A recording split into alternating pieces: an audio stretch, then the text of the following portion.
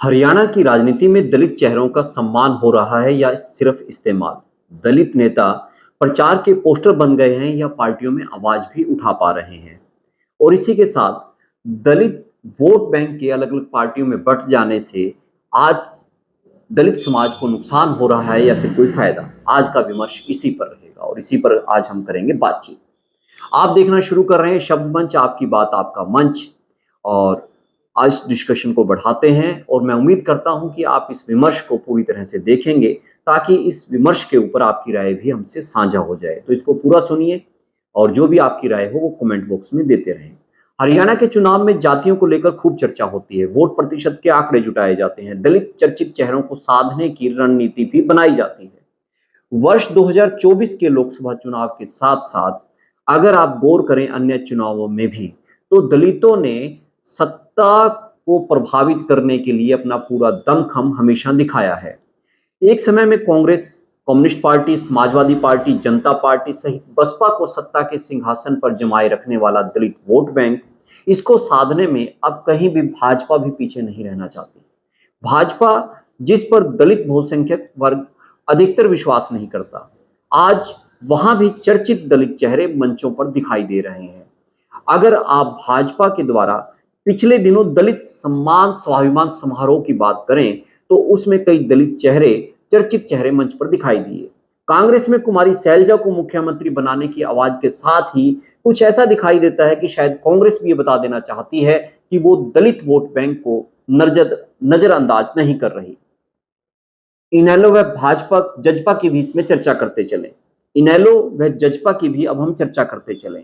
इनेलो व जजपा भी कहीं अपने आप को पीछे नहीं दिखाना चाहती। हरियाणा में इंडियन नेशनल लोकदल, जननायक जनता पार्टी, जिसका मुख्य vote bank Jat vote bank माना जाता है, उनके द्वारा भी दलित वोट बैंक को साधने के लिए प्रयास किए जा रहे हैं। इनेलो ने बहुजन समाज पार्टी से, वहीं जननायक जनता पार्टी ने आजाद समता पार्टी से गठबंधन कर लिया है। अभी भी दलित अपने हक के हकदार हैं। किस तरह से? आजादी से लेकर अब तक के समय में राजनीतिक प्रतिनिधित्व की बात करें तो क्या सच में दलित आबादी को वो राजनीतिक प्रतिनिधित्व मिला जिसके वो हकदार हैं, जिससे वो अपने वर्ग में सामाजिक, राजनीतिक, सांस्कृतिक चेतना का निरंतर विकास कर पाए, या फिर उनका सिर्फ इस्तेमाल भर एक पोस्टर के तौर पर होता रहा?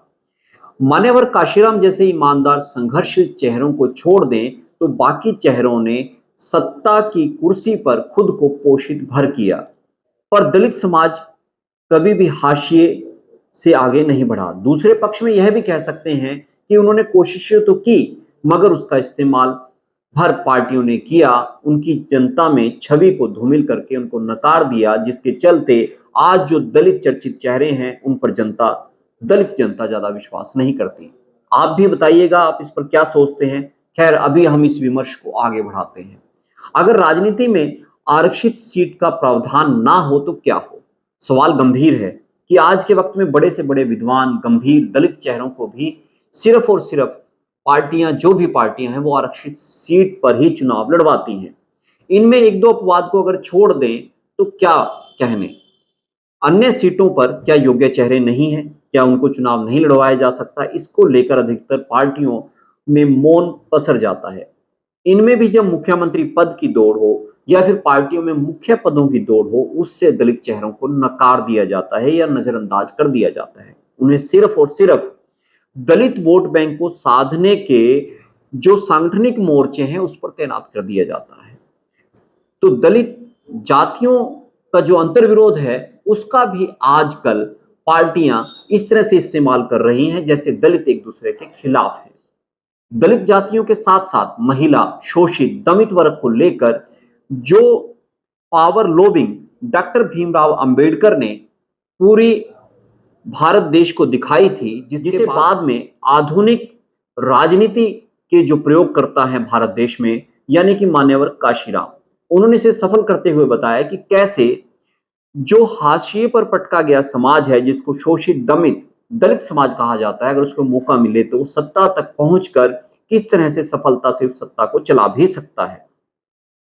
उन्होंने अलग से पार्टी बनाई और इसे प्रयोग को सफल करके दिखाया, जो अपने आप में एक बड़ी चुनौती थी। क्या उसी प्रयोग से डरकर दलित एकता को रणनीति के तहत तोड़ा जा रहा है? क्या सत्ता के चाहवान दलित चेहरों का इस्तेमाल भर किया जा रहा है?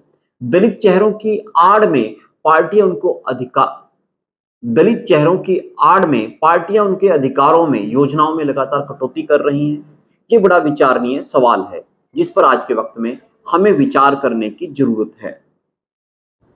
ये विमर्श आपको कैसा लगा, इसके बारे में आपकी जो भी राय हो उससे हमें जरूर अवगत करवाएं। वर्तमान में हरियाणा में चुनाव हैं और इस चुनाव को आप किस तरह से देखते हैं कि दलितों का इस्तेमाल, दलित नेताओं का इस्तेमाल, दलित चेहरों का इस्तेमाल मात्र पोस्टर के रूप में हो रहा है, या फिर उनको वो सम्मान मिल रहा है जिस सम्मान के वो असली हकदार हैं, जिस सम्मान की बात महात्मा बुद्ध, डॉक्टर भीमराव अंबेडकर, महात्मा ज्योतिबा फुले ने की थी। और इस तरह से सैकड़ों महापुरुष और महान दलित महिलाओं ने की थी जिसके वो असली हकदार हैं। आप इस पर क्या सोचते हैं? आपकी राय का हमें इंतजार रहेगा।